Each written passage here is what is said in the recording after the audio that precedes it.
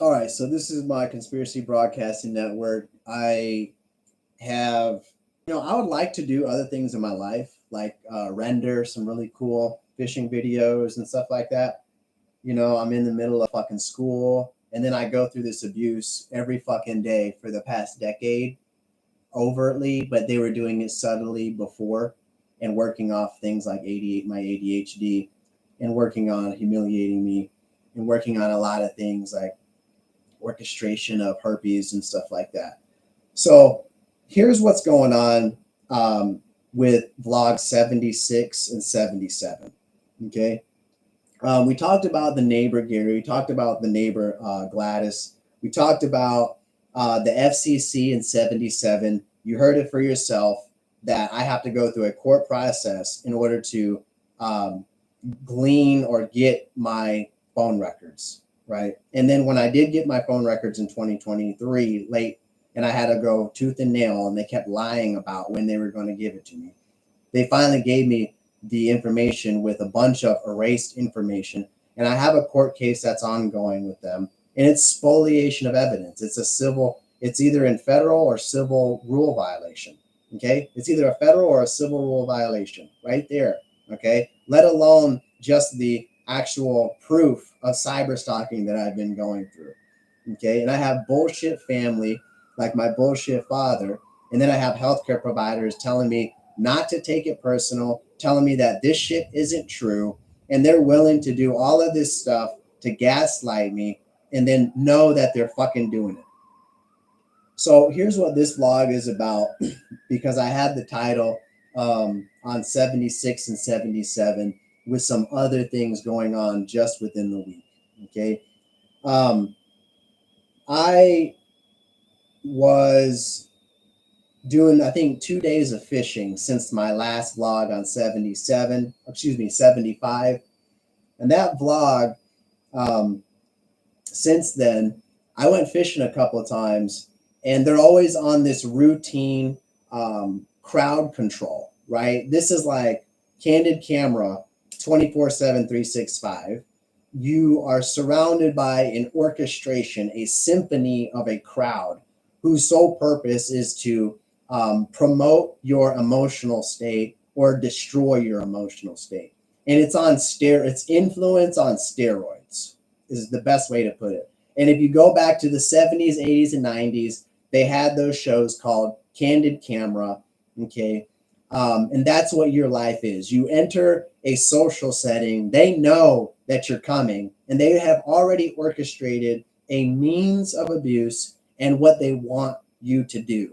Okay. So they'll set you up with people, they'll set you up with scenarios, and they'll also orchestrate where you sit and what you're looking at just by getting there first, or by setting up the posters, or driving you somewhere so that you see certain things, walking with you and having you walk with them in certain places of the hospital or whatever, so that you get to see the environment and you can start to pick up on the environment.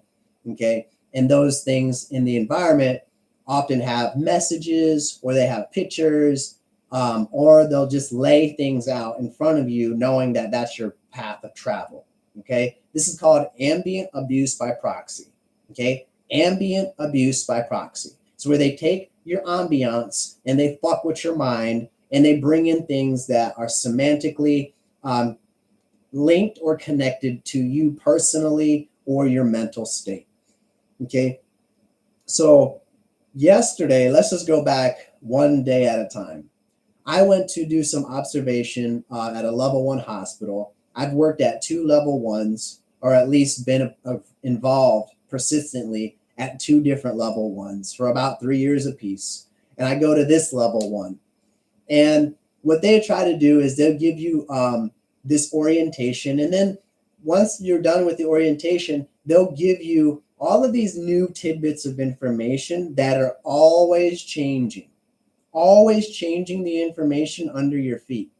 So what they're trying to get you to do is make mistakes, and they're always trying to make humility and comb and breed humility, and comb it and breed it and comb it and breed it. It's nonstop alteration and new information at all times to try to get you, okay, humiliated, to get you to forget. It's whatever the fuck it takes. And in this case, one of the tactics is the badge, right? The badge is always one of those tactics, especially in a level 1. You know you're supposed to have a badge. So I get there on time like I'm supposed to, and the people act like they don't know what an observer is once you hit the department. They act like they've never seen an observer, they've never seen a student before, right? And then they try to get you out there on the floor without a badge, right? And then the only person who actually comes up to you throughout the day, and of course it's in the middle of an intubation, is a doctor. And he wants to know your identity. Like, who are you? Who are you? What? And of course, he wants to look at your badge, right? And so if you didn't have the badge, imagine, you'd have this doctor. And that's how they pull this humility. And they keep you oppressed, right? The whole time, I'm supposed to have finished physician assistant school. I'm supposed to have already been working and facilitating a career and having a family and doing all of these things that a normal person would be doing. But instead, I'm being controlled by this shit society that's been doing so before I was even an adult. Okay, this has been an orchestration of hundreds of thousands of people, including my family, who's groomed me, okay, and controlled everything, okay, and made me the person that I was, and neglected my ADHD, right, and work off of that, okay. And so you enter this submissive stance, and you start going in and listening to these people. And the whole time it's incorrect and it's wrong, and they know it. And then you continue to go down this path of, I'm just going to listen to what they say. And this is the problem, is I'm going into here, and all of a sudden they want to change up how we do the badges. It's a level 1. Don't change it up. Either I'm coming in with my student badge, or I'm coming in with a badge. That's it. But now all of a sudden it's always changing, right? And then you have people who don't want you, I guess, around or something. And now they want to neglect this whole badge thing. And it's always a problem. The badge thing is always a problem, right? The other thing that they're going to do is they're going to go in there, and they know that your background, your ambition and your passion, what excites you, they know your triggers. And so what happens is they start asking you questions about things that are your hot buttons, okay? In this case, it was cardiopulmonary. And what they'll do is they'll get you to talk. And because they're constantly listening to what you're saying through some type of surveillance device, they'll have somebody interrupt with a phone call. So they'll ask you questions about something that's hot. Maybe you just walked away from a device. Maybe you were just instructed, or you were observing a particular procedure that you are fond of. Maybe you were observing a particular conversation that providers had regarding patient care. It could have been something about a procedure. It could have been something about pharmacodynamics. It could have been anything, right? It could have been, either way, it's something that you're interested in. What they'll do is they'll get you to talk. And then while you're talking, they'll just have someone call or page in the middle of the call. And you realize that every time the other person talks, nothing ever happens. They just talk. But when you talk, it's this paging, it's this telephoning, it's this interrupting thing all the time. Not that you're mad about it, but it's the simple fact that you can appreciate that it's happening. That's the thing, right? That's the thing, is that it's happening. This isn't about I'm pissed because I'm always interrupted. This is, no, it's happening, and it's happening as a form of abuse. Okay, there's a difference. So that's the deal that I ran into, is they're trying to trick you into going out there without a badge or identity. Okay, and then they're trying to get you to talk and have these chit chats, and you have people monitoring your conversation, and they'll have a phone call or a buzzer go off or something go off while you're having a conversation. It could be 2 sentences in the conversation, and it'll go off and you're interrupted. Meanwhile, when they talk, it's fine and they do what they have to do. But when you talk, it's a problem. And this is how they're abusing you in the clinical setting. Okay. This is the occupational component. The other piece of this is, oh, we'll call you back. We'll call you back. And they never call you back, right? One of those was ride time, where I made a phone call on 75, I believe, log 75. They haven't called me back. They know exactly who I am. And the whole time they sit there and they deny it. And they wait for you to go through the process and abuse you and then say, oh, no, it's not real. Oh, no. And then they play this cat and mouse game. Oh, yeah, we'll call you back. We'll call you back. No. They haven't called me back. So that's what I dealt with yesterday, is this whole monitoring of conversations thing.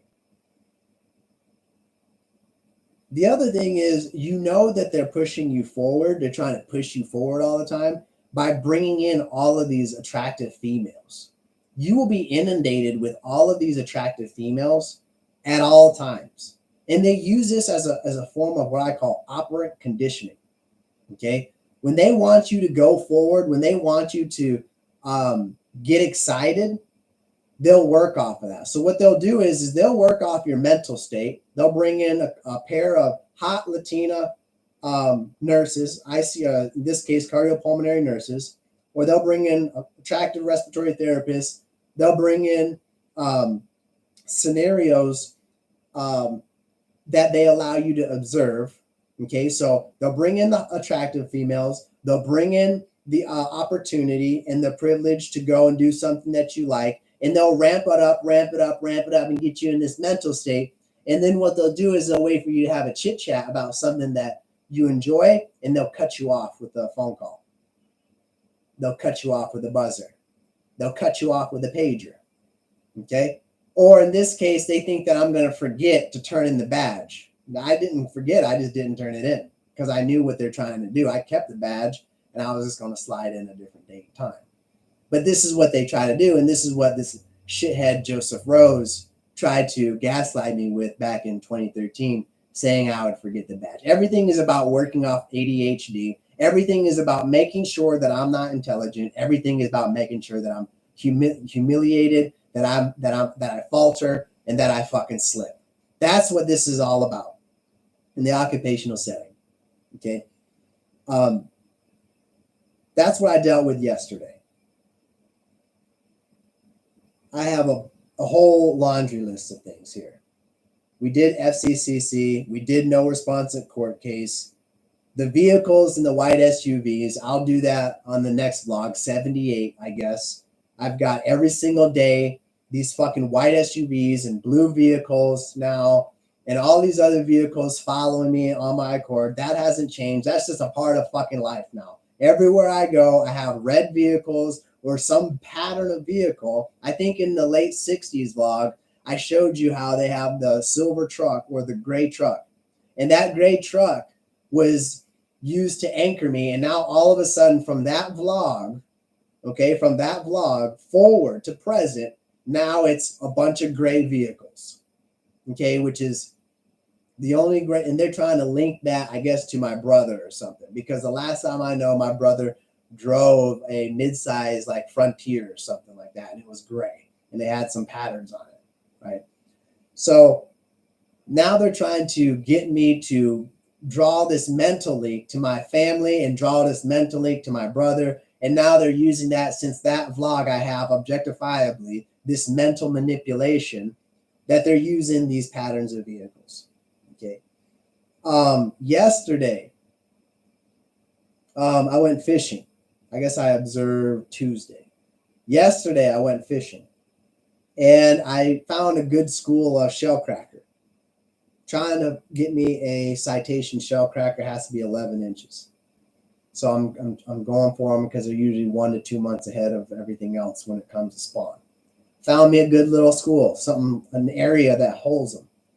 I get there, and I'm only going in for 2 hours till dusk. Start pedaling. And all of a sudden, I see and hear this boat coming. This boat, he comes, and I'm making my way to the spot, and he comes around the corner, and then he goes up, hits the spot right over the fish, and then turns 90 degrees, and then cuts like this, kind of parallel to me. And then he points over there like this. And then what they do is they act like they're not doing anything and they just wave. A minute later, here comes another boat, same thing, over the school of fish, and then straight up the lake. Okay. So there's hardly ever any boats like that on a Wednesday. What's today? Yeah, on a Wednesday in that lake. But I'm out there for 2 hours. I find a school of fish, and 2 boats want to run over it, right? And then whenever it's like 30 minutes before sundown, the same boat comes right back through and runs over the same spot again. I was only out there for 2 hours. Literally. Runs right over the same spot. So I just quit tournament fishing anyways in person because they were wanting to control that. Every time I'd show up, these boats would calculate my geospatial location. They know where I'm going. They know where I scouted. And they want to alter tournament results and tournament outcomes. And they want to have a disadvantage. So why tournament fish when people are going to be controlling the outcome of your tournament results? You're paying all this gas money to travel states away, all this gas money to drive and scout ramps, all of this money, right? All of this turmoil and the hard work you put into scouting and everything that you do. You got shitheads wanting to steal your kayak, shitheads that want to steal your PFD and in your wallet. And then you have shithead justice system that wants to defend it and allow it to fucking happen without consequences. I've got that on video. That was last year. That was not last fall, but the fall before. So 22, 23. I have that on my vlog, so you can go check that out. Okay, where the grand jury decide that it's okay to commit Class B felony. Okay, whatever. So that's Alabama for you. Next, yelling. So the fishing trip before that, this is all in a week. Okay, all in 1 week.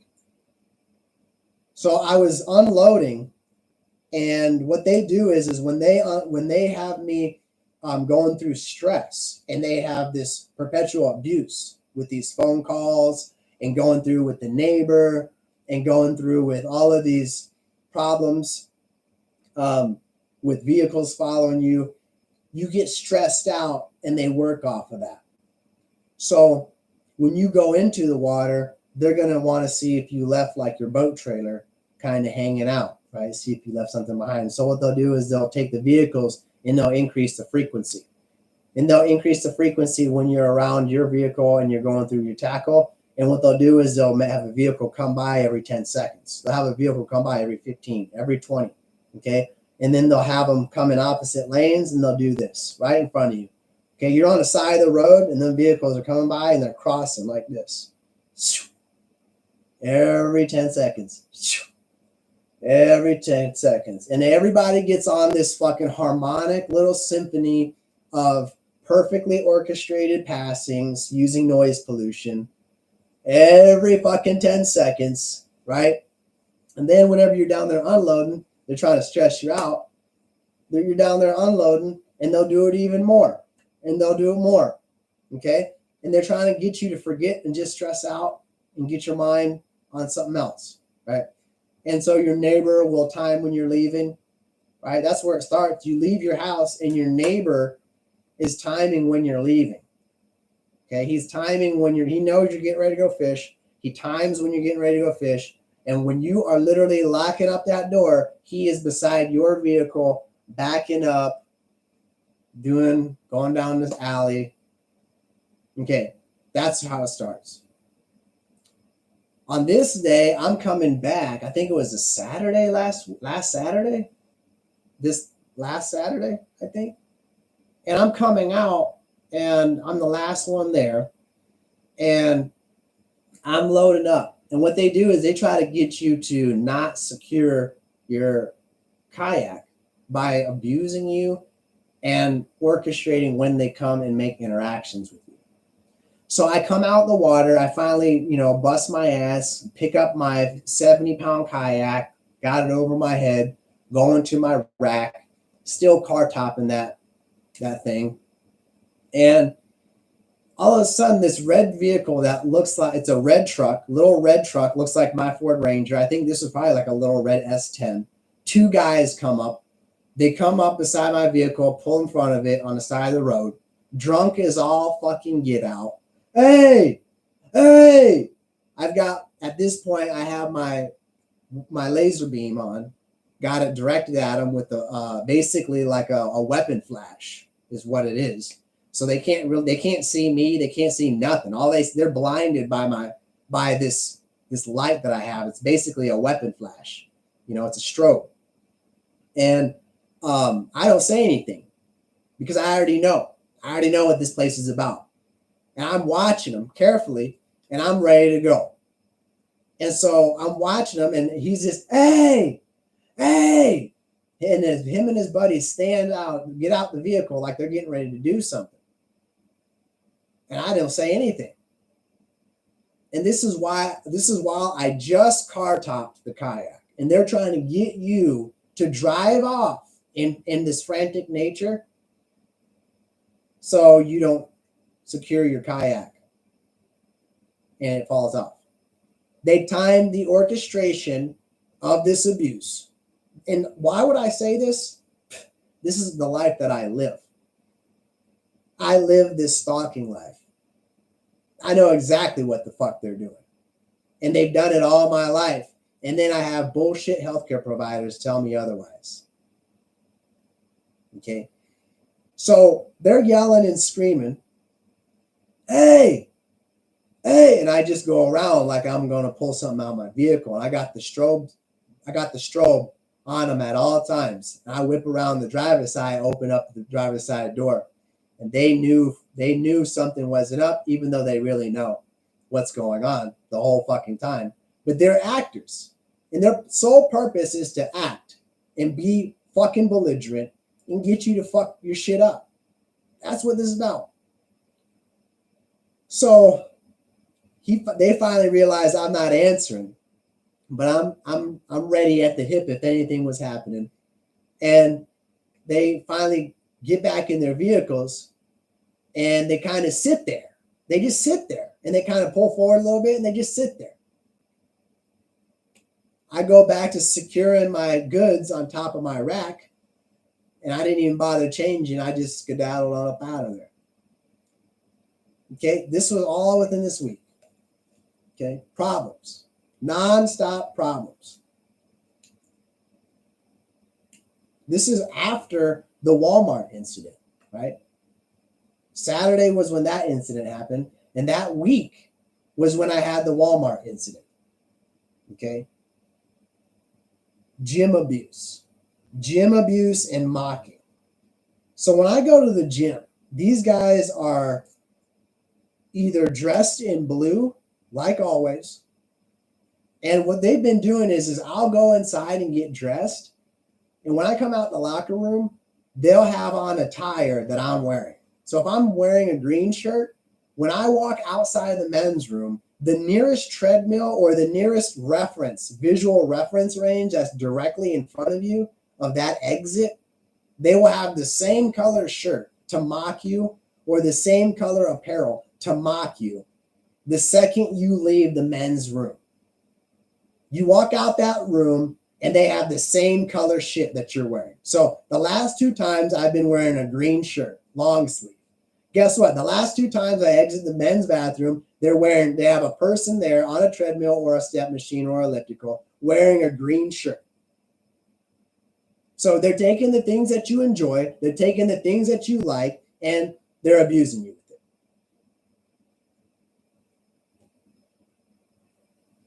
Last thing is going to be the romance.